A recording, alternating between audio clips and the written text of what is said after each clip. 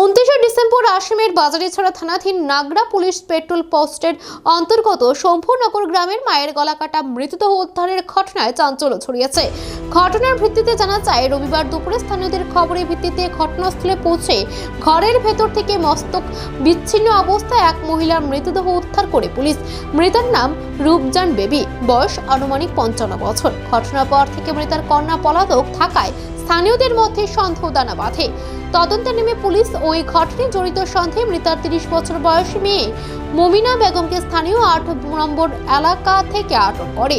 মরদেহ উদ্ধার করে ময়নাতদন্তের পর পরিবারের হাতে তুলে দেওয়া হয়েছে। অভিযুক্ত মমিনা বেগমকে ওই রাতে পাথারকান্দি মহিলা সেলে রাখা হয়। আজ সোমবার তাকে আদালতে সোপর্দ করা হবে বলে জানিয়েছে পুলিশ। প্রাথমিকভাবে পারিবারিক কলহের জেরে এই খুনের ঘটনা ঘটেছে বলে পুলিশের অনুমান। এদিকে মৃতার পুত্র থানায় লিখিত এজাহার দায়ের করে তার মায়ের হত্যার জন্য নিজের ছোট বোন মমিনা বেগমকে দায়ী করেছেন। ঘটনার প্রকৃত রহস্য উদ্ঘাটনের তদন্ত চালিয়ে যাচ্ছে পুলিশ।